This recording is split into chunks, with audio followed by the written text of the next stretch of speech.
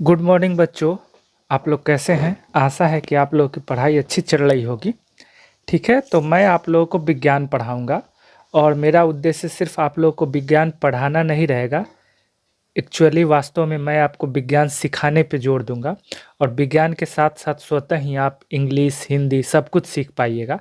तो ये जर्नी आपके लिए बहुत सुखद होगी और आपको विज्ञान पढ़ने में बहुत मज़ा आएगा और आपको मालूम चलेगा कि वास्तव में विज्ञान पढ़ते कैसे हैं। अगर मेरे बारे में आप लोगों को और अत्यधिक जानना हो कि मैं क्या करता हूँ, मैं आपको पढ़ाने के लायक हूँ भी कि नहीं, मेरा नॉलेज कितना है, तो आप लोग अबाउट सेक्शन में जाके मेरे बारे में देख सकते हैं।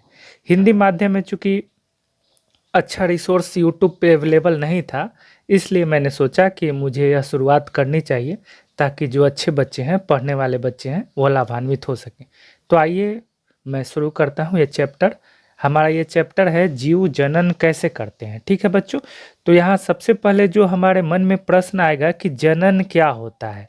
ठीक है बच्चों, तो कोई भी प्राणी जो अपने जैसे प्राणी को उत्पन्न करता है उसी प्रक्रिया को जनन कहते हैं। तो इस तरह हम लोग जनन को कैसे परिभाषित कर सकते हैं कि किसी भी प्राणी द्वारा जो संतान उत्पन्न करने की प्रक्रिया है उसे जनन कहते हैं, या फिर किसी भी जीवित प्राणी द्वारा खुद जैसे प्राणी के निर्माण की प्रक्रिया को हम लोग जनन कहते हैं। ठीक है, आइए अब हम लोग चैप्टर देखते हैं कि ये चैप्टर क्या बोल रहा है। ये चैप्टर बोल रहा है कि जीवों के जनन की क्रियाविधि पर चर्चा करने से पूर्व आइए हम एक मूलभूत प्रश्न करें कि जीव जनन क्यों करते हैं। यहाँ देखिए, यहाँ ये प्रश्न कर रहा है पहला कि जीव जनन क्यों करते हैं। तो देखिए बच्चों, इसका मुख्य कारण है कि अगर जीव जनन नहीं करेंगे ना तो उनकी स्पीसीज विलुप्त हो जाएगी, वे जीव इस धरती से खत्म हो जाएंगे। बच्चों आइए आगे देखते हैं। आगे बोलता है वास्तव में पोषण, श्वसन अथवा उत्सर्जन जैसे आवश्यक जैव प्रक्रमों की तुलना में किसी व्यष्टि को जीवित रहने के लिए जनन आवश्यक नहीं है। दूसरी ओर जीव को संतति उत्पन्न करने के लिए अत्यधिक ऊर्जा व्यय करनी पड़ती है। फिर जीव उस प्रक्रम में अपनी ऊर्जा व्यर्थ क्यों करे जो उसके जीवित रहने के लिए आवश्यक नहीं है। कक्षा में इस प्रश्न के संभावित उत्तर खोजना अत्यंत रोचक होगा। अब देखिए यहाँ क्या बोल रहा है। यहाँ कह रहा है कि कोई भी जीव है उसको जीवित रहने के लिए जो मूलभूत प्रक्रिया है, जैविक प्रक्रम है, जैव प्रक्रम है, जैसे पोषण, श्वसन, उत्सर्जन, ये बहुत आवश्यक है। उस प्रकार से अगर कोई जीव प्रजनन नहीं करे, जनन नहीं करे तो भी जीवित रहता है, तो फिर उसको प्रजनन करने का जरूरत ही क्या है। तो जैसा कि मैंने आपको पहले बताया कि अगर कोई भी जीव प्रजनन नहीं करे तो उसका समूल नष्ट हो जाएगा। अब देखिए बच्चों, यहाँ पे एक टर्म मिला है हमको, व्यष्टि। आइए हम देख लेते हैं कि व्यष्टि क्या है। देखिए, जब अगर हम बात करते हैं तो ये जो व्यष्टि है, जीव को ही हम लोग क्या बोलते हैं, व्यष्टि। ये व्यष्टि है, जीव को ही हम बोलते हैं व्यष्टि। उसी तरह अगर हम जीव को बोलें व्यष्टि तो हम संसार को क्या बोलेंगे, समष्टि। संसार को क्या बोलेंगे, समष्टि। ठीक है, समष्टि मतलब क्या हो जाएगा, संसार। ठीक है ना बच्चों, तो यहाँ से एक शब्द आप लोगों ने सीखा। व्यष्टि मीन्स जीव और समष्टि मीन्स संसार। आगे ये बोलता है कि इस प्रश्न का जो भी उत्तर हो, परंतु यह स्पष्ट है कि हमें विभिन्न जीव इसलिए दृष्टिगोचर होते हैं। दृष्टिगोचर मतलब दिखाई देना, क्योंकि वे जनन करते हैं, रिप्रोडक्शन करते हैं। यदि वह जीव एकल होता तथा कोई भी जनन द्वारा अपने सदृश व्यष्टि उत्पन्न नहीं करता तो संभव है कि हम उनके अस्तित्व का पता भी नहीं चलता। किसी स्पीसीज में पाए जाने वाले जीवों की विशाल संख्या ही हमें उसके अस्तित्व का ज्ञान कराती है। देखिए यहाँ एक वर्ड है स्पीसीज, इसका मतलब हम लोग समझ लेते हैं कि स्पीसीज का मतलब क्या होता है। देखिए, ये इंग्लिश का वर्ड है स्पीसीज और इसका मतलब होता है प्रजाति। क्या होता है बच्चों, इसका मतलब प्रजाति। इसको हिंदी में स्पीसीज हम लोग लिख सकते हैं, लेकिन हिंदी में कहेंगे प्रजाति। एक और भी शब्द है जो हम लोग के आम बोलचाल में काफ़ी प्रयुक्त होता है, जिसको हम लोग क्या बोलते हैं, जाति। जैसे पूछते हैं ना हम लोग आम बोलचाल में कि तुम किस जाति को, इसका इंग्लिश क्या होता है, CAST, कास्ट। ठीक है बच्चों, आइए अब हम अपने टॉपिक पे आ जाते हैं। हमारा टॉपिक क्या था, व्यष्टि। हम कैसे पता चलता है कि दो व्यष्टि एक ही स्पीसीज के सदस्य हैं? समानतः हम ऐसा इसलिए कहते हैं क्योंकि वे एक समान दिखाई देते हैं। अतः जनन करने वाले जीव संतति का सृजन करते हैं जो बहुत सीमा तक उनके समान दिखते हैं।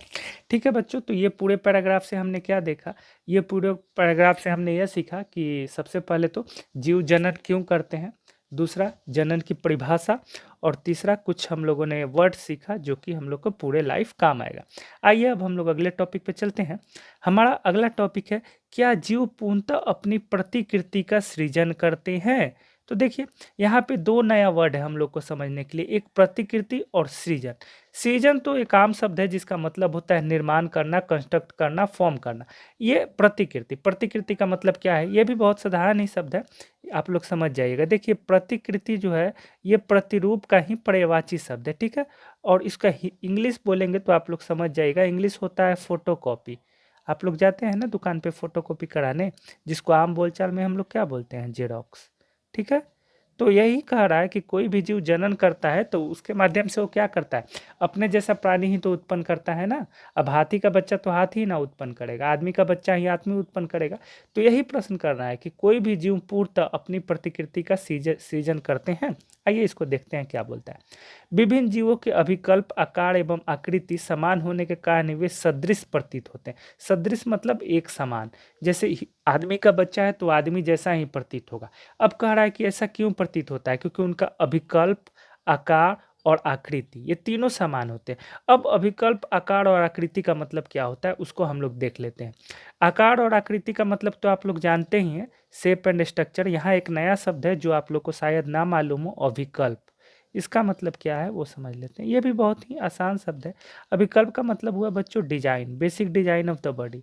जैसे कोई भी अगर ह्यूमन है या कोई भी जानवर है तो उसका एक जो डिजाइन होगा सब में एक जैसा ही होगा। जैसे हमारा नाक जहाँ पे है तो हमारे लड़के का भी नाक क्या होगा बच्चों? वहीं पे होगा, कोई दूसरे जगह पे नहीं होगा। जहाँ पे लिप्स है, जहाँ पे जो भी बॉडी ऑर्गन जहाँ है वहीं पे होगा। मतलब जो बेसिक डिजाइन है बॉडी का उसी तरह का होगा, उसी को अभिकल्प बोला गया। ठीक है बच्चों, आइए अब हम लोग आगे देख लेते हैं कि आगे क्या कहता है। आगे कह रहा है कि शरीर का अभिकल्प समान होने के लिए उनका ब्लूप्रिंट भी समान होना चाहिए। अतः अपने आधारभूत स्तर पर जनन जीव के लिए अभिकल्प का ब्लूप्रिंट तैयार करता है। कक्षा 9 में आप पढ़ चुके हैं कि कोशिका के केंद्रक में पाए जाने वाले गुण सूत्रों को डीएनए, डीऑक्सीराइबोन्यूक्लिक अम्ल के अणुओं में आनुवांशिक गुणों का संदेश होता है। अब देखिए, अब इसमें बहुत सारा ज्ञान छुपा हुआ है। इसको मैं आप लोगों को थोड़ा ब्रीफ में बता देता हूँ कि इसका मतलब क्या होता है। ये जानना काफ़ी ज़रूरी है, इसलिए थोड़ा मैं इसको आप लोगों को बता देता हूँ कि इसका मतलब क्या है। ठीक है बच्चों, अब यहाँ पे जो वर्ड हम लोगों ने यूज किया, ये वर्ड हम लोग को क्या मिला बच्चों? डीएनए। तो आइए हम लोग इसको समझ लेते हैं कि डीएनए क्या है। आप लोग जानते भी होंगे, बट अभी बताने के बाद आप लोग समझिएगा, डीएनए को एक अलग स्तर पे समझ लीजिएगा। देखिए डीएनए क्या है। अगर हम लोग बात करें तो डीएनए फुल फॉर्म है डीऑक्सीराइबोन्यूक्लिक एसिड का, डीऑक्सीराइबोन्यूक्लिक एसिड का। तो यहाँ पे प्रश्न बच्चों यही आ जाएगा कि डीएनए को हम लोग डीऑक्सीराइबोन्यूक्लिक एसिड क्यों बोले, या फिर डीएनए का यही नाम ही डीएनए ही क्यों दिया गया, कुछ और क्यों नहीं दिया गया। ठीक है बच्चों, तो आइए उसको हम लोग डिस्कस कर लेते हैं कि कैसे है, क्या है एक्चुअली ये क्या है डीऑक्सीराइबोन्यूक्लिक एसिड। अब ये मालूम नहीं था कि ये क्या है, कि इसका जो प्रॉपर्टी है, इसका जो गुण धर्म है वो मेल खाता है किससे? एसिड से, इसलिए इसको नाम क्या दे दिया गया? अम्ल। उसके बाद क्या देखा गया कि इस ये कहाँ पाया गया बच्चों अम्ल? सबसे पहले तो सेल के न्यूक्लियस में। तो इसलिए इस एसिड को नाम क्या दे दिया गया बच्चों? Nucleic acid. क्या नाम दे दिया गया? Nucleic acid. अब हम लोग डिस्कस कर लेते हैं कि इसको डीऑक्सीराइबोन्यूक्लिक एसिड क्यों कहा गया। जब हम लोग इसका स्ट्रक्चर देखेंगे तो ये राइबोज शुगर का बना होता है। किस चीज़ का बच्चों बना होता है? राइबोज शुगर का बना होता है। अब जब राइबोज शुगर का आप स्ट्रक्चर देखिएगा और डीएनए में राइबोज शुगर का स्ट्रक्चर देखिएगा, तो डीएनए में जो राइबोज शुगर है उसमें एक ऑक्सीजन कम है। एक ऑक्सीजन क्या होता है? कम है। तो इसलिए इसका नाम पड़ गया डीऑक्सी। डी मतलब होता है रिमूव, और ऑक्सी जो लिया गया है ये ऑक्सीजन के लिए लिया गया। तो चूंकि राइबोज शुगर से एक ऑक्सीजन कम हो गया तो इसलिए इसका नाम पड़ गया क्या बच्चों? डीऑक्सीराइबोज। तो इसीलिए इसका पूरा नाम पड़ गया डीएनए यानी डीऑक्सीराइबोज न्यूक्लिक एसिड। ठीक है, तो समझ में आप लोग को आ गया होगा। आइए अब आगे देखते हैं। आगे बोलता है कि डीऑक्सीराइबोज के अणुओं में आनुवांशिक गुणों का संदेश होता है। अब आनुवांशिक गुण क्या होते हैं उनको समझ लेते हैं। आनुवांशिक गुण बच्चे वैसे गुण होते हैं जो माता पिता से, पेरेंट से उनके बच्चों में आते हैं। यानी किसी भी प्राणी से उनसे संतति में जो गुण जाते हैं उन्हीं को आनुवांशिक गुण कहते हैं। जैसे एक उदाहरण के तौर पे आप समझ सकते हैं, कोई माता पिता दोनों अगर वाइट है, उजला है, वाइटिस है, तो उनका बच्चा भी ज़्यादा चांस क्या है, वाइटिस है। क्यों? क्योंकि वो अनुवांशिक रूप से ही उनके पास आया। फिर बोलते हैं ना हम लोग बोलचाल में कि देखो वो अपने दादा जैसा चल रहा है, या उसका चलने का स्टाइल अपने बाप से मिल रहा है, अपने मदर से मिल रहा है। तो ये क्यों? क्योंकि वो अनुवांशिक गुण के रूप में ही उनसे आया है, इसलिए वैसा प्रतीत होता है। ठीक है बच्चों, आइए आगे देखते हैं। कोशिका के केंद्रक के डीएनए में प्रोटीन संश्लेषण हेतु सूचना निहित होती है।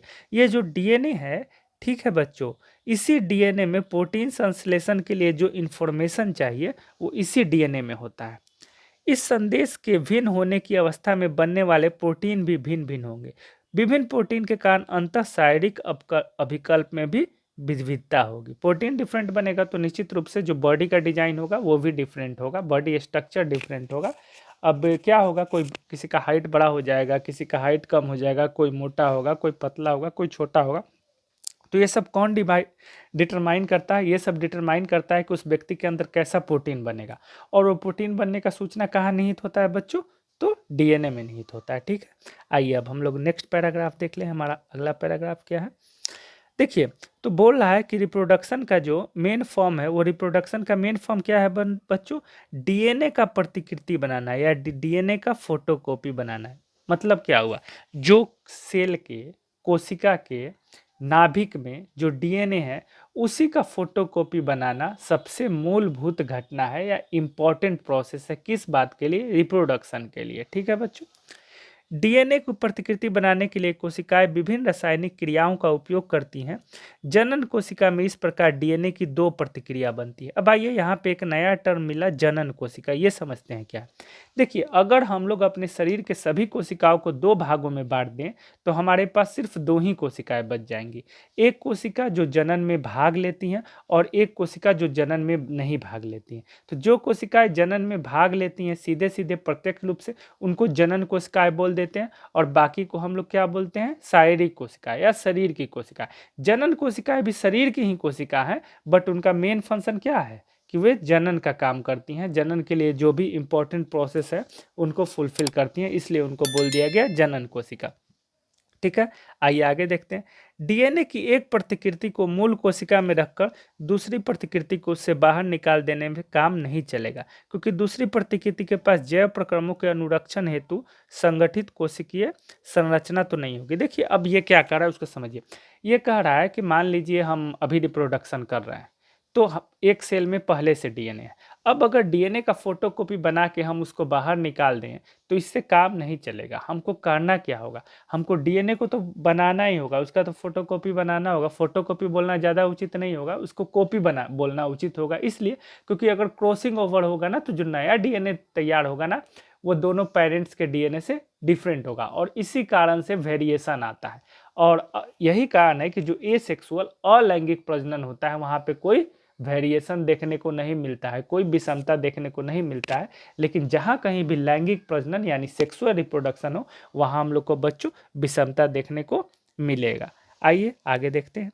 इसलिए डीएनए की प्रतिकृति बनने के साथ साथ दूसरी कोशिकीय संरचनाओं का भी सृजन होता रहता है। इसके बाद डीएनए की प्रतिकृतियां विलग हो जाती है, विलग यानी अलग हो जाती हैं, आइसोलेट हो जाती हैं।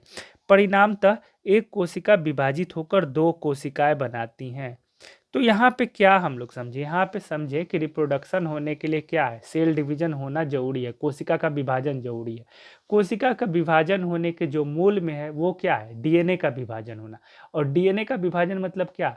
डीएनए का टूट के अलग नहीं हो जाना, एक डीएनए का कॉपी बनाना। ठीक है, और डीएनए की कॉपी बनाने के साथ साथ जो सेल ऑर्गेनिल है, सेल अंगक है, जैसे माइटोकॉन्ड्रिया हो गया, राइबोसोम हो गया, गोल्जी बॉडी हो गया, इन सब का भी हम लोग को प्रतिरूप बनाना होगा। तभी तो अगर कोशिकाएं एक कोशिका दो कोशिका में विभक्त हो जाएंगी या दो कोशिकाएं बनाएंगी, तो उन सब में क्या होगा? एक एक प्रतिरूप चला जाएगा। तो ये सब इंपॉर्टेंट प्रक्रिया है जो कि रिप्रोडक्शन के लिए बहुत उपयोगी है, या बोले तो नितांत आवश्यक है। आइए आगे देखते हैं। यह दोनों कोशिका यद्यपि एक समान है, परंतु क्या वे पूर्ण रूपेण समरूप हैं? इस प्रश्न का उत्तर इस बात पर निर्भर करता है कि प्रतिकृति की प्रक्रिया कितनी यथार्थता से संपादित होती है। कोई भी जैव रासायनिक प्रक्रिया पूर्ण रूपेण विश्वसनीय नहीं होती है, अतः यह अपेक्षित है कि डीएनए प्रतिकृति की प्रक्रिया में कुछ विभिन्नता आएगी। परिणामतः बनने वाली डीएनए प्रतिकृतियां एक समान तो होंगी, परंतु मौलिक डीएनए का समरूप नहीं होंगी। तो क्यों नहीं होंगी बच्चों मौलिक डीएनए का समरूप? ये मैंने बता दिया आपको कि क्रॉसिंग ओवर हो जाता है, जिससे क्या हो जाएगा, डीएनए में कुछ चेंज आएगा, लेकिन उनका basic design, basic structure same रहेगा। हो सकता है कि कुछ विभिन्नताएं इतनी उग्र हो कि डीएनए की नई प्रतिकृति अपने कोशिकीय संगठन के साथ समायोजित नहीं हो पाए। इस प्रकार की संतति कोशिकाएं मर जाती हैं।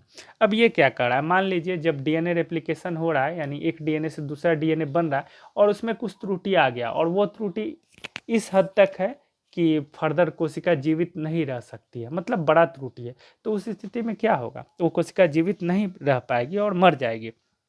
ठीक है। दूसरी ओर डीएनए प्रतिकृति की अनेक विभिन्नताएं इतनी उग्र नहीं होती, अतः संतति कोशिका समान होते हुए भी किसी न किसी रूप में एक दूसरे से भिन्न होती हैं। जनन में होने वाली यह विभिन्नताएं जैव विकास का आधार है। इसकी चर्चा हम अगले अध्याय में करेंगे। मैंने आपको बताया ना, जैव विकास का अध्याय मतलब क्या हो गया, फाउंडेशन ऑफ बायोलॉजिकल डेवलपमेंट। ठीक है बच्चों, तो ये अभी तक हम लोगों ने जो पढ़ा, ये वास्तव में हम लोगों ने प्रजनन नहीं पढ़ा, ये प्रजनन का एक बेस था। प्रजनन पढ़ने के लिए ये एक आधार तैयार हो रहा था। अब हम लोग देखते हैं इसके बारे में। अब नेक्स्ट हम लोग का जो टॉपिक है यह है विभिन्नता का महत्व। जो हमारा इकोलॉजिकल सिस्टम है, समष्टि परितंत्र, ये टाइम टू टाइम चेंज हो रहा है। तो अगर हम में विभिन्नता नहीं होगा तो हम अपने वातावरण के साथ समायोजित नहीं हो पाएंगे, खुद को अनुकूलित नहीं कर पाएंगे। तो वातावरण के साथ अनुकूलित होने के लिए भी इवोल्यूशन जरूरी है, विकास जरूरी है।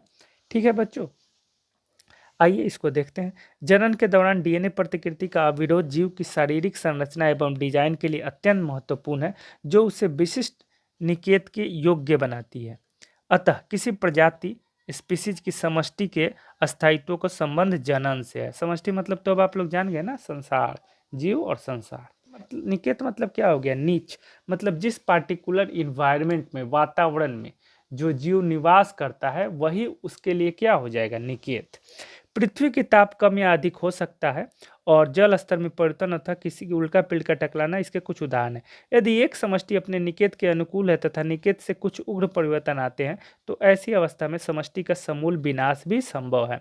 मतलब यही कह रहा है कि अगर चेंजेज आ जाएगा तो उस चेंजेज को वो कोप अप नहीं कर पाएगा तो पूरा का पूरा क्या हो जाएगा, सब कुछ समष्टि है, पूरा संसार भी खत्म हो जाएगा। जैसे अभी उल्का पिंड गिरने का बात कहा, तो अगर उल्का पिंड गिर जाएगा और उसके अनुसार अनुकूलित नहीं हो पाएगा कि जीव तो खत्म हो ही जाएगा ना। ठीक है, परंतु यदि समष्टि के जीवों में कुछ विभिन्नता होगी तो उनके जीवित रहने की कुछ संभावना है। अतः यदि शीतोष्ण जल में पाए जाने वाले जीवाणुओं की कोई समष्टि है तथा वैश्विक उष्मीकरण के कारण जल का ताप बढ़ जाता है तो अधिकतर जीवाणु व्यष्टि मर जाएंगे, परंतु उष्ण प्रतिरोधी क्षमता वाले कुछ परिवर्तित हो जीवित रहते हैं तथा वृद्धि करते हैं। अतः विभिन्नताएं स्पीसीज को उत्तर जीविता बनाए रखने में उपयोगी है। मतलब ये सीधे सीधे कह रहा है कि वेरिएशन होगा तभी कोई भी जीव अच्छे से अपने इन्वायरमेंट में जी सकता है। अभी समशीतोष्ण वाला हम लोगों ने एग्जांपल देखा ना, कि मान लीजिए उनको कूल टेम्परेचर चाहिए, लेकिन अगर टेम्परेचर इंक्रीज होने लगा तो वैसे जीव जो कि अनुकूलित नहीं हो पाएंगे बढ़ते हुए तापमान में, वो तो खत्म हो जाएंगे ना। लेकिन जो जीव अनुकूलित हो पाएंगे वही उस परिवर्तित हो जीवित रहते हैं तथा वृद्धि करते हैं। विखंडन, देखिए विखंडन को इंग्लिश में हम लोग बोलते हैं फ्यूजन। अगर हम लोग सामान्य अर्थ में बात करें, सामान्य हिंदी के भाषा में बात करें, तो विखंडन का मतलब होता है टूटना। विखंडन का मतलब क्या होता है, टूटना। ठीक है, लेकिन नाम से स्पष्ट है विखंडन, यानी विशेष रूप से टूटना, विशेष रूप से खंडित होना। अब वास्तव में जैव विज्ञान में, जीव विज्ञान में इसका क्या उपयोग है और जीव विज्ञान में विशेष रूप से खंडन यानी विखंडन का क्या मतलब है, वो हम समझते हैं। देखिए बच्चों, विखंडन अगर बोला जाए तो एक तरह का अलैंगिक प्रजनन है। विखंडन क्या है, यह एक प्रकार का अलैंगिक प्रजनन है बच्चों। कैसा प्रजनन है, अलैंगिक प्रजनन है। अलैंगिक प्रजनन मतलब क्या हो गया, एसेक्सुअल रिप्रोडक्शन। मतलब इस प्रकार के प्रजनन में किसी भी तरह का, जो हम लोग पढ़ते हैं गैमेट का फॉर्मेशन, वो गैमेट का फॉर्मेशन नहीं होगा, ना ही गैमेट आपस में जुड़ेंगे, उनका फ्यूजन भी नहीं होगा। ठीक है बच्चों, तो विखंडन क्या है, एक प्रकार का अलैंगिक प्रजनन है। ठीक, अब ये कहाँ होगा, ये अलैंगिक प्रजनन कहाँ होगा। ठीक है, तो आप लोग को ध्यान रखना है बच्चों कि विखंडन सिर्फ और सिर्फ उन्हीं जीव में होगा जो जीव अति विकसित ना हो, जो जीव एक कोशिकीय हो या बहु कोशिकीय हो। ठीक है, अब आइए इनको मैं और अच्छे से समझा देता हूं तो आप लोग को और क्लियर हो जाएगा कि मैं बात क्या करना चाह रहा हूं। अगर हम लोग बात करें किसी भी ऑर्गेनिज्म का स्ट्रक्चर का, तो सबसे पहले उनमें हम लोग को क्या देखने को मिलता है? सबसे पहले मिलता है कोशिका, मिलता है ना बच्चों। उसके बाद बहुत सारे कोशिका अगर आपस में मिल जाए तो उससे क्या बनता है? उत्तक बनता है ना। उत्तक से बहुत सारे अगर उत्तक आपस में मिल जाएं तो क्या बनता है? अंग। और बहुत सारे अंग अगर आपस में मिल जाएं तो उससे क्या बनता है बच्चों? अंग तंत्र बनता है ना। और फिर इसी अंग तंत्र से बहुत सारे अंग तंत्र आपस में मिल जाएं तो इससे क्या बनता है बच्चों? जीव। ये सही है ना, इसी तरह का होता है ना। अब यहाँ पे क्या देखने वाली बात है वो देखिए। अब अगर हम बात करें और सीधे सीधे बात करें तो हम लोग पूरे जीव को दो भागों में बांट सकते हैं, पादप और जंतु, यानी प्लांट और एनिमल। तो अगर हम बात करेंगे प्लांट की, तो प्लांट में अंग तंत्र होते ही नहीं है, अंग के बाद सीधे जीव होते हैं। ठीक है, लेकिन अगर हम बात करें जंतु की, जानवर की, तो पहले कोशिका, फिर उत्तक, फिर अंग से अंग तंत्र और फिर जीव। ठीक है, अब देखिए, अब यहाँ पे क्या समझने वाला है? यहाँ पे समझने वाला है कि फिजन सिर्फ और सिर्फ वहीं पे होगा जो जीव कोशिकीय होगा या बहुत सारे कोशिका से बना होगा। ठीक है, अगर वो अंग या अंग तंत्र जैसा होगा, जैसे हम लोग क्या है, हम लोग तो पूरी तरह से ना कॉम्प्लेक्स जीव हैं, तो हम लोग में फिजन नहीं होगा। क्लियर है ना बच्चों? आइए अब देख लेते हैं कि बुक क्या कहता है और हम लोग उससे क्या सीख सकते हैं। देखिए, बोला भी है, एक कोशिकीय जीवों में कोशिका विभाजन अथवा विखंडन द्वारा जीवों की उत्पत्ति होती है। यानी हम लोग बोल सकते हैं कि ये क्या है? जनन की एक प्रक्रिया है। विखंडन के अनेक तरीके परिप्रेक्षित किए गए हैं। अनेक जीवाणु तथा प्रोटोजुआ की कोशिका विभाजन द्वारा सामान्यतः दो बराबर भागों में विभक्त हो जाती है। अमीबा जैसे जीवों में कोशिका विभाजन किसी भी तल से हो सकता है। अब यहाँ पे देखिए दो शब्द हम लोग को मिला, एक तो मिला जीवाणु और दूसरा मिला प्रोटोजुआ। ठीक है बच्चों, तो जीवाणु को इंग्लिश में बोलेंगे तो आप लोग समझ जाइएगा, बैक्टीरिया। बैक्टीरिया को ही हम लोग क्या बोलते हैं? जीवाणु। अब यहाँ पे जानने वाला एक शब्द है जो आप लोग को जानना चाहिए। एक्चुअली बैक्टीरिया जो है ये पोलर वर्ड है। बहुत सारे जीवाणुओं को जीवाणुओं बोले ना तो बैक्टीरिया यूज करेंगे। अगर एक जीवाणु होगा तो उसके लिए वर्ड क्या है बच्चों? बैक्टीरियम। क्या वर्ड है? बैक्टीरियम। ठीक है, और फिर उसी तरह देखिए प्रोटोजुआ। प्रोटोजुआ, तो आइए प्रोटोजुआ के बारे में भी मैं थोड़ा सा आप लोग को ब्रीफ कर दे रहा हूँ कि थोड़ा बहुत आप लोग समझे कि प्रोटोजुआ क्या होता है। देखिए, प्रोटोजोआ है, ये एक्चुअली इंग्लिश का शब्द है। Protozoa, protozoa.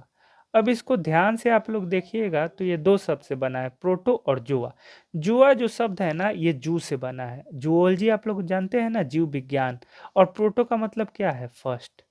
तो ऐसा बोला गया है ना कि जो पहला जानवर, ऑर्गेनिज्म, एनिमल इस धरती पे बना वो प्रोटोजोआ थे। ठीक है, तो निश्चित रूप से पहले तो क्या था? एक ही सेल आया होगा ना, तो प्रोटोजोआ क्या होते हैं? यूनिसेलुलर होते हैं, एक कोशिकीय होते हैं। ठीक है, तो बैक्टीरिया और प्रोटोजोआ में जो रिप्रोडक्शन होता है, जनन होता है, वो किसके द्वारा होता है? विखंडन के द्वारा। और अमीबा, बैक्टीरिया, यहाँ पे एग्जाम्पल में क्या दिया गया है? अमीबा। प्रोटोजोआ का ही एग्जाम्पल है अमीबा। ठीक है बच्चों, जो कूटपाद स्यूडोपोडिया की हम लोग बात करते हैं वो अमीबा भी होता है, जिसके द्वारा ये अपना भोजन ग्रहण करता है। तो अमीबा भी जो होगा ये कैसे होगा? यह भी विखंडन के थ्रू होगा। ठीक है, इसी को बोला गया है। देखिए, कोशिका विभाजन द्वारा सामान्यतः दो बराबर भागों में विभक्त होती है। बाइनरी मतलब क्या हो गया? दो बराबर। तो इसीलिए इसको हम लोग क्या बोलते हैं? Binary fission. ठीक है, आइए अब हम लोग आगे देख लेते हैं कि आगे क्या बोलता है। देखिए, यहाँ पे अमीबा में द्विखंडन को दिखाया गया है। बाइनरी फ्यूजन को हिंदी में हम लोग क्या बोल सकते हैं? द्विखंडन। क्या बोल सकते हैं बच्चों? बाइनरी फ्यूजन को हिंदी में द्विखंडन। तो ये अमीबा में द्विखंडन। अब यहाँ ध्यान रखने वाली बात यह है कि ये जो द्विखंडन होगा, दो भागों में बटेगा, तो किसी भी प्लेन से हो सकता है। देखिए, जैसे इस प्लेन से भी हो सकता है, इस प्लेन से भी हो सकता है, या ऐसे भी हो सकता है, कैसे भी हो सकता है, ऐसे भी हो सकता है, कैसे भी ये दो प्लेन में बढ़ सकता है, कोई निश्चित नहीं होता है। तो हम लोग इसको क्या बोल सकते हैं? Irregular binary fission. ठीक है, आइए अब नेक्स्ट देखते हैं। कुछ एक कोशिकीय जीवों में शारीरिक संरचना अधिक संगठित होती है। उदाहरणतः काला जाल के रोगाणुओं लेशमानिया में कोशिका के एक सिरे पर कोड़े के समान सूक्ष्म संरचना होती है। ऐसे जीवों में द्विखंडन एक निर्धारित तल से होता है। अब देखिए कहना क्या जा रहा है। अब अमीबा का जो शेप होता है ना बच्चों, इर्रेगुलर होता है, कोई निश्चित शेप नहीं होता है। यही कारण है कि उनमें जब बाइनरी फ्यूजन होगा, द्विखंडन होगा, वो किसी भी प्लेन से हो सकता है, किसी भी तल से हो सकता है। लेकिन अगर हम लोग बात करें काला जाल के रोगाणुओं में, ठीक है, जैसे काला जाल का रोगाणु कौन है, लिस्मेनिया, इसको बोलते, इसका पूरा नाम होता है बच्चों लिस्मेनिया डोनोवनी। तो इनका जब आप शेप देखेंगे तो देखिए इनका जो शेप है ये कैसा शेप है, ये तो एक पार्टिकुलर शेप में है ना, ये तो इरेगुलर नहीं ना है। तो इनमें जब भी डिवीजन होगा तो एक फिक्स्ड प्लेन में होगा, इसी प्लेन के अलोंग इनमें डिवीजन होगा। अगर इस प्लेन के अलोंग डिवीजन होगा तो समझ रहे हो, तब तो ये दो पार्टों में टूट जाएगा ना, कोई मतलब ही नहीं बनेगा। लेकिन अगर इस प्लेन के थ्रू बच्चों, इस प्लेन के थ्रू अगर डिवीजन हो तभी तो ये दो बराबर भागों में अपने प्रतिरूप को बना पाएगा। ठीक है, तो यहाँ पे जो बाइनरी फ्यूजन होगा ये इरेगुलर नहीं होगा बच्चों, ये कैसा होगा, ये रेगुलर होगा। ठीक है, अब देखिए मलेरिया परजीवी, ठीक है, मलेरिया परजीवी है जिसको हम लोग क्या बोलते हैं, प्लाज्मोडियम। जैसे अन्य एक कोशिकीय जीव एक साथ अनेक संतति कोशिकाओं में विभाजित हो जाते हैं जिसे बहुखंडन कहते हैं। ठीक है, अगर दो कोशिका में विभाजित होगा एक कोशिकीय जीव तो उसको क्या बोलेंगे, द्विखंडन। लेकिन अगर एक से ज्यादा कोशिका में विभाजित होगा तो उसको हम लोग क्या बोलेंगे, बहुखंडन। और बहुखंडन का एग्जाम्पल क्या हो जाएगा, मलेरिया परजीवी। और मलेरिया परजीवी कौन सा है, प्लाज्मोडियम। ये सब इंग्लिश का है, इंग्लिश का शब्द ही है, इंग्लिश, हिंदी में इसका कुछ नाम ही नहीं होता है, इसलिए इसको इंग्लिश में ही लिख दिया गया है। ठीक है, मैं इसको चेंज कर दे रहा हूँ, अब चेंज नहीं कर रहा हूँ, मैं आपको बता दे रहा हूँ कि इंग्लिश में ये इनको कैसे लिखा जाएगा। ठीक है, इंग्लिश में इनको लिखा जाता है प्लाज्मोडियम, PLASMODIUM, प्लाज्मोडियम। देखिए इस्ट जो है ये एक टाइप का फंगस है, फंजाई है। ठीक है, अब मुकुलन क्या होता है वो हम लोग समझ लेते हैं। तो मुकुलन भी एक तरह का क्या है बच्चों, एसेक्सुअल रिप्रोडक्शन, अलैंगिक प्रजनन का ही एग्जाम्पल है। इसमें क्या है कि जो जीव है उसके शरीर से एक बड टाइप का निकलता है। ठीक है, आउटग्रोथ, शरीर का आउटग्रोथ, उभार निकलता है, और वो उभार धीरे धीरे बड़ा होने लगता है और फाइनली वो शरीर से टूट के अलग हो जाता है और एक नए जीव के रूप में अपना वृद्धि कर लेता है या एक नए जीव के रूप में विकसित हो जाता है। इसी को हम लोग क्या बोलते हैं, मुकुलन। ठीक है बच्चों, आइए अब हम लोग आगे देख लेते हैं। सरल संरचना वाले बहुकोशिक जीवों में जनन की सरल विधि कार्य करती है। उदाहरणतः स्पाइरोगाइरा, ये भी देखिए, ये भी इंग्लिश का ही टर्म है, स्पाइरोगाइरा,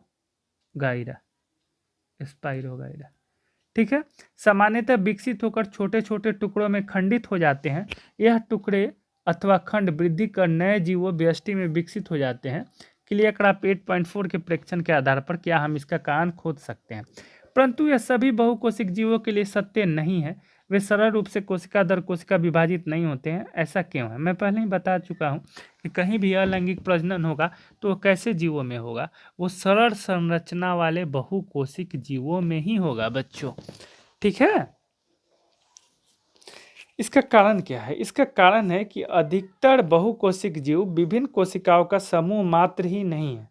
विशेष कार्य हेतु विशिष्ट कोशिकाएं संगठित होकर उत्तक का निर्माण करती हैं तथा उत्तक संगठित होकर अंग बनाते हैं। शरीर में इनकी स्थिति भी निश्चित होती है, जो मैंने आपको शुरू में ही बताया था कि कोशिका, फिर कोशिका से क्या उत्तक, उत्तक से अंग और अंग से अंगतंत्र और अंगतंत्र से जीव। तो यहाँ ध्यान देने वाली बात है कि जितने भी वृक्ष हैं, पादप हैं, पेड़ हैं, पौधा है, उनमें अंग तंत्र का कोई कंसेप्ट ही नहीं। जैसे हम लोग बात करते हैं ना पाचन तंत्र, श्वसन तंत्र, जनन तंत्र, उस तरह कोई तंत्र नहीं होता है पौधों में। ठीक है, आप लोग ध्यान से सोचिए, कोई तंत्र आप लोग के दिमाग में आ रहा है क्या, नहीं, कोई भी दिमाग में नहीं आ रहा होगा। ठीक है, आइए अब आगे देख लेते हैं। ऐसी सजग व्यवस्थित परिस्थिति में कोशिका दर कोशिका विभाजन अव्यवहारिक है, अतः बहुकोशिक जीवों में जनन के लिए अपेक्षाकृत अधिक जटिल विधि की आवश्यकता होती है, और वही जटिल विधि को हम लोग क्या बोलते हैं, लैंगिक जनन या सेक्सुअल रिप्रोडक्शन। उसी को हम लोग बच्चों क्या बोलते हैं, लैंगिक जनन, लैंगिक जनन। ठीक है, और इंग्लिश में इसी को हम लोग क्या बोलते हैं बच्चों, सेक्सुअल रिप्रोडक्शन, सेक्सुअल रिप्रोडक्शन। आइए अब हम लोग आगे देखते हैं। बहुकोशिक जीवों द्वारा प्रयुक्त एक सामान्य युक्ति यह है कि विभिन्न प्रकार की कोशिकाएं विशिष्ट कार्य के लिए दक्ष होती हैं, जिनको हम लोग उत्तक कहते हैं, पहले ही बता चुके हैं। इस सामान्य व्यवस्था का परिपालन करते हुए इस प्रकार के जीवों में जन्म के लिए विशिष्ट प्रकार की कोशिकाएं होती हैं। क्या जीव अनेक प्रकार की कोशिकाओं का बना होता है? इसका उत्तर है कि जीव में कुछ ऐसी कोशिकाएं होनी चाहिए जिनमें वृद्धि, क्रम, प्रसरण तथा उचित परिस्थिति में विशेष प्रकार की कोशिका बनाने की क्षमता हो। अब आइए यहाँ पे हम लोग एक दूसरा जनन का प्रक्रिया देख रहे हैं, जिसका नाम क्या है? पुनरुद्ध भवन या पुनर्जनन भी इसको बोला गया है। ठीक है, अब देखिए, पूर्ण रूपेण विभेदित जीवों में अपने कायिक भाग से नए जीवों के निर्माण की क्षमता होती है। अर्थात यदि किसी कारणवश जीव क्षत विक्षत हो जाता है अथवा कुछ टुकड़ों में टूट जाता है तो इसके अनेक टुकड़ों वृद्धि कर नए जीवों में विकसित हो जाते हैं। उदाहरण, इसका एग्जाम्पल क्या है? हाइड्रा और प्लेनेरिया। देखिए ये क्या कह रहा है, कोई जीव है, अगर किसी कारण से वो टूट गया डिफरेंट पार्ट में, या फिर किसी ने उसको काट भी दिया, आप लोग देखते भी होंगे जो बच्चे हैं जिन्होंने जोक को बचपन में काटा होगा कि जोक काटने के बाद दो अलग अलग जीव में ये हो जाता है, चेंज हो जाता है। तो ये भी एक तरह का क्या है बच्चों? ये भी एक तरह का रिप्रोडक्शन ही है। ठीक है, इसको हम लोग क्या बोलते हैं? पुनर्जनन और पुनरुद्ध भवन। ठीक है, इसका एग्जाम्पल क्या है? इसका एग्जाम्पल है हाइड्रा और प्लेनेरिया।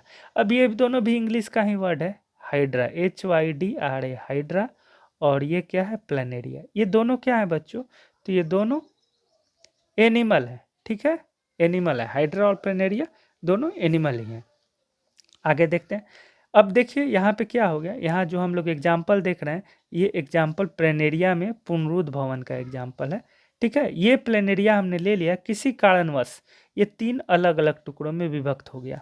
अब तीन अलग अलग टुकड़ों में विभक्त होने के बाद क्या हुआ कि इसका जो ये टुकड़ा है ये क्या हुआ, धीरे धीरे फिर से एक नया प्लेनेरिया बन गया। ये जो बीच वाला टुकड़ा है सेम ये भी एक नया बन गया, और लास्ट वाला भी नया बन गया। तो इस प्रोसेस को हम लोग क्या बोलना है? पुनरुद्ध भवन या पुनर्जनन। अब इस प्रोसेस के पीछे का रीजन क्या है, ऐसा क्यों हो रहा है? वही रीजन है बच्चों, सेल डिवीजन। क्या? Cell division, cell division. हाँ, लेकिन यहाँ पे कैपेसिटी है, यहाँ पे सभी सेल में कैपेसिटी है कि वो एक सेल से या फिर अपने बॉडी के कुछ पार्टिकुलर सेल से बॉडी के और सेल बना सकते हैं। और इस कैपेसिटी को एक स्पेशल नाम दिया गया है जिसको हम लोग क्या बोलते हैं? रीजनरेशन बोलते हैं। ठीक है बच्चों, आइए आगे देखते हैं क्या बोल देता है। पुनरुद्ध भवन या पुनर्जनन विशिष्ट कोशिकाओं द्वारा संपादित होता है। इन कोशिकाओं के क्रम प्रसारण से अनेक कोशिकाएं बन जाती हैं। कोशिकाओं के इस समूह में परिवर्तन के दौरान विभिन्न प्रकार की कोशिकाएं एवं उत्तक बनते हैं। यह परिवर्तन बहुत व्यवस्थित रूप एवं क्रम से होता है, जिसे परिवर्धन कहते हैं। जो मैंने आपको बोला ना, रीजनरेशन, वही बोल रहा है। परंतु पुनरुद्ध भवन जनन के समान नहीं है। इसका मुख्य कारण है कि प्रत्येक जीवों के किसी भी भाग को काटकर सामान्यतः नया जीव उत्पन्न नहीं होता। अब ये इंपॉर्टेंट है, इसको समझ लीजिए। ये कह रहा है कि पुनरुद्ध भवन को हम लोग रिप्रोडक्शन नहीं बोल सकते हैं। बच्चों क्यों नहीं बोल सकते हैं? ऐसा इसलिए हम लोग नहीं बोल सकते हैं कि ये जो रिप्रोडक्शन का है ये सभी जीवों में नहीं होगा। कि आप खुद से सोचिए, क्या सभी जीव को अगर हम काट दें, उनको विभाजित कर दें, तो वो नया जीव बना पाएंगे क्या? नहीं ना बना पाएंगे। मतलब ये कुछ पार्टिकुलर ऑर्गेनिज्म तक ही रिस्ट्रिक्टेड है। तो इसलिए हम लोग नहीं बोल सकते हैं कि पुनरुद्ध भवन क्या है, जनन के समान है। हाँ, कुछ पार्टिकुलर ऑर्गेनिज्म में, कुछ विशिष्ट जीवों में इनके द्वारा वे अपना नंबर बढ़ाते हैं, संख्या बढ़ाते हैं, अपने जैसे प्राणी उत्पन्न करते हैं। ठीक है, लेकिन वो काफ़ी सीमित मात्रा में। आइए अब नेक्स्ट हम लोग देख लेते हैं मुकुलन। ठीक है, हाइड्रा जैसे कुछ प्राणी प्रजनन की क्षमता वाली कोशिकाओं का उपयोग मुकुलन के लिए करते हैं। मुकुलन क्या होता है मैंने आपको पहले ही बता दिया है कि जो भी ऑर्गेनिज्म है उनका बॉडी से क्या हो जाएगा, ग्रोथ हो जाएगा, और फिर ये ग्रोथ क्या हो जाएगा, और बढ़ने लगेगा, और बढ़ के ये पूरा का पूरा क्या, एक नया ऑर्गेनिज्म बन जाएगा। मतलब शरीर से क्या होगा, आउटग्रोथ होगा, और वो आउटग्रोथ पूरी तरह डेवलप हो जाएगा एक नए जीव के रूप में। तो इसी प्रक्रिया को हम लोग क्या बोलते हैं, मुकुलन। आइए देखते हैं बुक क्या कहता है। हाइड्रा में कोशिकाओं के नियमित विभाजन के कारण एक स्थान पर उभार विकसित हो जाता है। यह उभार मुकुल वृद्धि करता हुआ नन्हे जीव में बदल जाता है तथा पूर्ण विकसित होकर जनक से अलग होकर स्वतंत्र बन जाता है। बहुत ही, अब जैसे मान लीजिए एग्जाम में आ जाए मुकुलन क्या है, तो कैसे आप लिखिएगा, अब आप समझ चुके हैं। तो लिखने में आपको अपने शब्द अभिव्यक्ति का प्रयोग करना है। मुकुलन एक प्रकार का अलैंगिक प्रजनन है, ये तो हम लोग लिख सकते हैं, जिसमें जीव का जो अंग है किसी अंग से उभाड़ होता है और वही उभाड़ आगे चलकर एक स्वतंत्र जीव में परिवर्तित हो जाता है।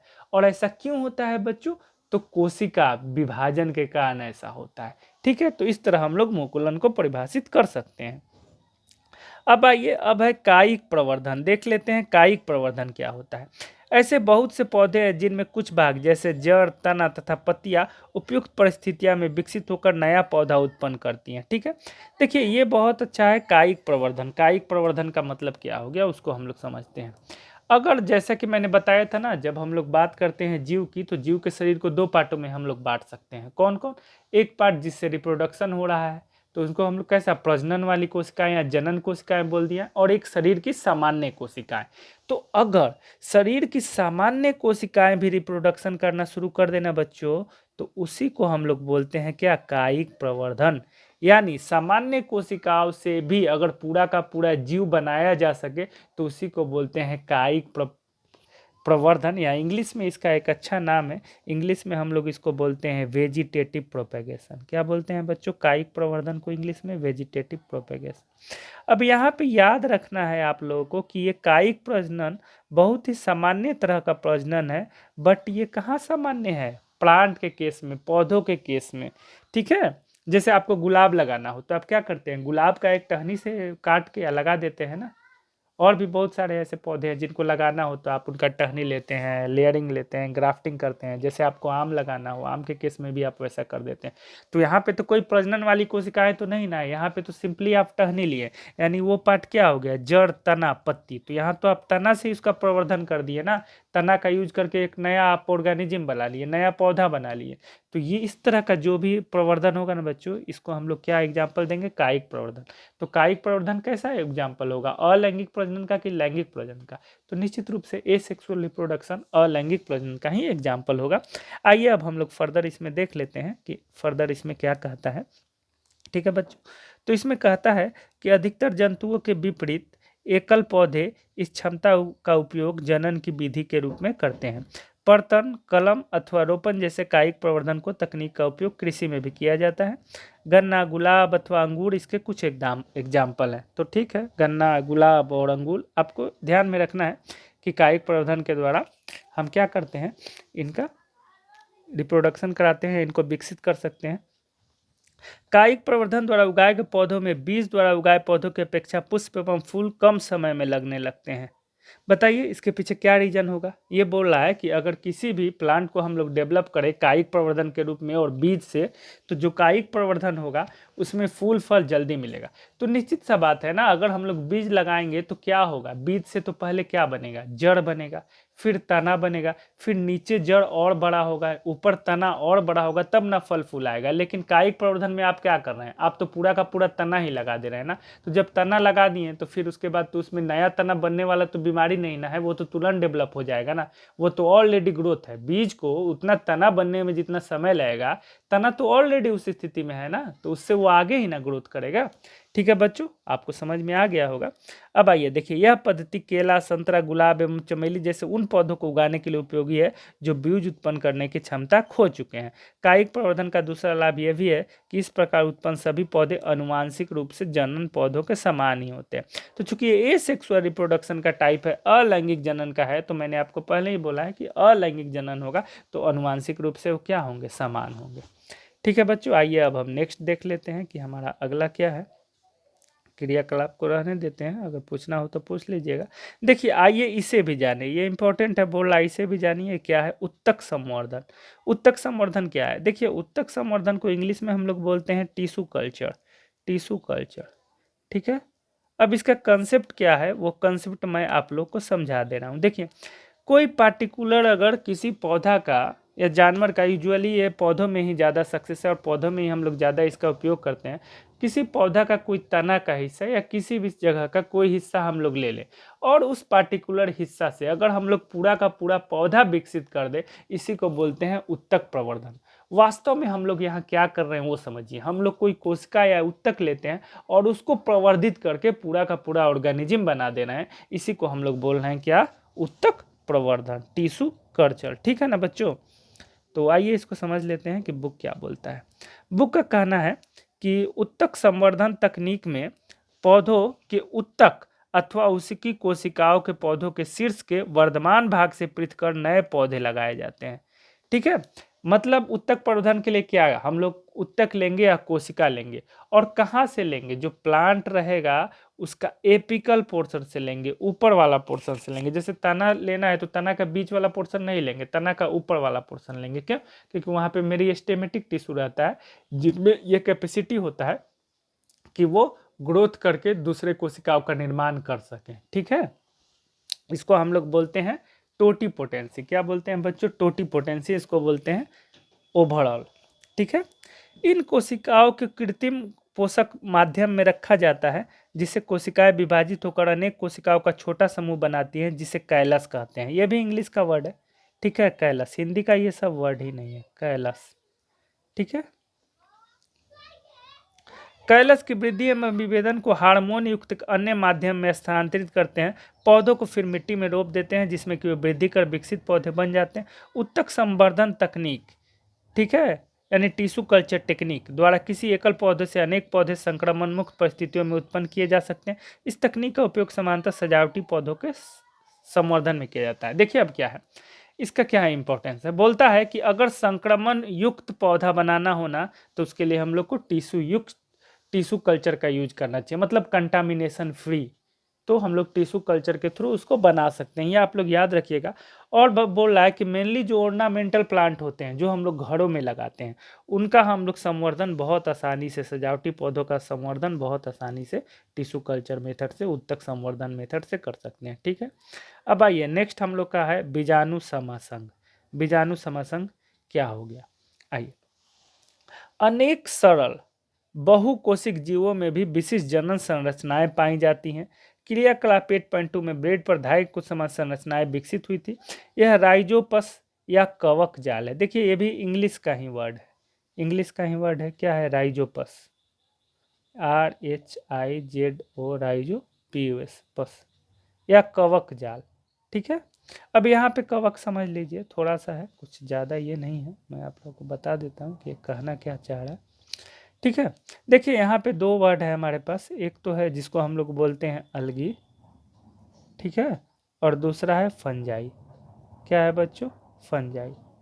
ठीक है, तो ये जो अलगी है और ये फंजाई है, तो यही एक हो गया कवक और दूसरा हो गया शैवाल। ठीक है बच्चों, जो फंजाई है यही हमारा क्या हो गया, बोलिए। हम लोग बात करते हैं ना ब्लू ग्रीन अलगा, नील हरित शैवाल, तो अलगी क्या हो जाएगा हमारा? शैवाल। ठीक है, और ये जो फंजाई है ये हमारा क्या हो जाएगा? कवक। और जानने वाली बात ये है कि अलगी जो है इनको हम लोग प्लांट में रखते हैं क्योंकि ये अपना भोजन खुद बना लेते हैं, और ये फंजाई हैं इनको हम लोग एनिमल में रखते हैं क्योंकि ये अपना भोजन खुद नहीं बना पाते हैं। ठीक है, ये परपोषी है, परपोषी हेट्रोट्रॉफ जिनको हम लोग बोलते हैं ना, वो हम लोग बोल सकते हैं। ठीक है बच्चों, अब देखिए, अब यहाँ पे क्या जानना है कि जो अलगी और फंजाई अब तो अलग अलग बन गया, किंगडम अब अलग अलग बन गया, लेकिन जब हम लोग शुरू में बात करते थे, जब दो ही तरह का किंगडम था, प्लांट किंगडम और एनिमल किंगडम, तो वहाँ पे अलगी को किस में रखा गया था?